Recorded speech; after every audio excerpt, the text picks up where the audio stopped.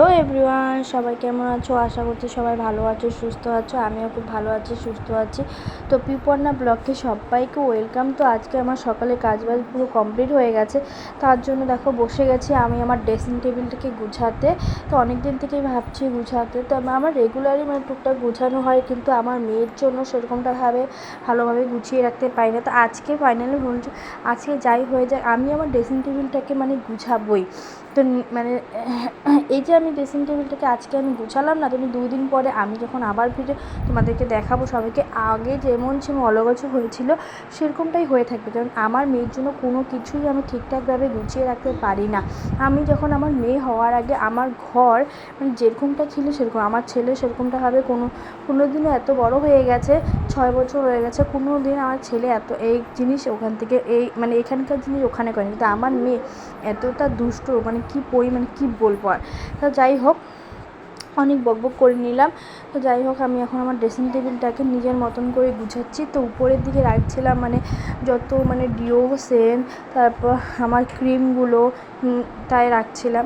তো আমাকে আমার মেয়ে বলছিল যে মামা চলো আমিও একটু গুছিয়ে। তাই আমি বলছি একদম না, তুমি ওই রুমে যাও।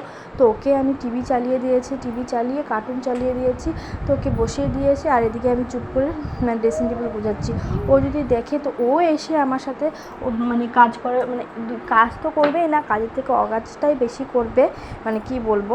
আর এদিকে দেখো আমার ড্রেসিং টেবিলে কাজের থেকে অকাজের জিনিস খুব বেশি থাকে, কি বলবো, এটা ওটা টুকরো টাকরি, কাগজের এটা, কবেকার দিনে 1 বছর 2 বছর হয়ে গেছে, যেটা কোনো অপ্রয়োজনীয় জিনিস, ওগুলো আমার ড্রেসিং টেবিলে খুবই থাকে।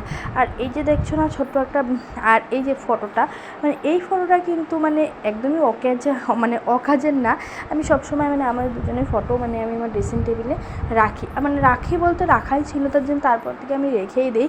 যাই হোক, আর এই যে ছোট্ট একটা ইসের মতন দেখেছো না, এটা কিন্তু অ্যাকচুয়ালি পয়সার ঘট আমার মেয়েকে আমার পিসি দিয়েছিল। তো ও কী করে, যখন ও খুচরো টাকা দেয়, তো ও তো ছোটো মানুষ, যা যেটা যেরকমভাবে শেখানো হবে সেটাই। তো আমি ওকে বলেছি তুমি যখন 1 টাকা 2 টাকা পাবে তুমি এনে এটার মধ্যে ঢুকিয়ে দিবে। আর ও যখন আমাকেও দেখে কোনো সময়, আমি যখন খুচরো টাকাগুলো পাই আমিও ওখানে নিয়ে ভরি।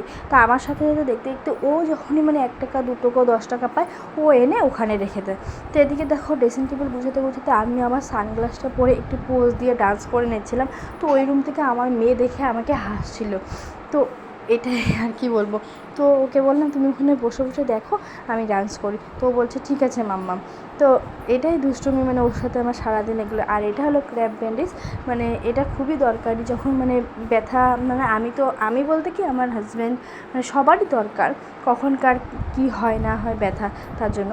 আর এই দেখো আমার নেল পালিশগুলো কিন্তু সম্পূর্ণ খালি, কি বলবো, এখানে প্রায় 20-25টার মতো নেল পালিশ আছে, কিন্তু আমি সবটা তোমাদেরকে দেখাচ্ছি না, এখানে প্রায় 8-9টা তোমাদেরকে দেখালাম, এগুলি সম্পূর্ণই খালি। তো আমি কী করি, যখন আমার নেল পালিশগুলো শেষ হয়ে যায় না, আমি একটা সিরিয়াল বাই সিরিয়াল নেল পালিশগুলো সুন্দর করে সাজিয়ে রাখি।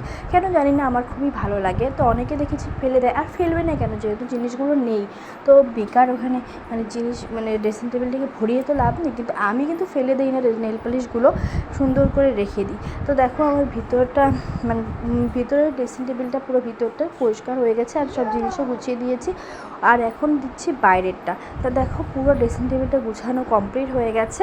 আর এদিকে দেখো আমার মেয়ে টিভি বন্ধ করে এখন দেখছে মোবাইল। তো এদিকে আমি ভেন্ডি তরকারি বসিয়ে দিয়েছিলাম, ভুলেই গেছিলাম। তো আজকের মতো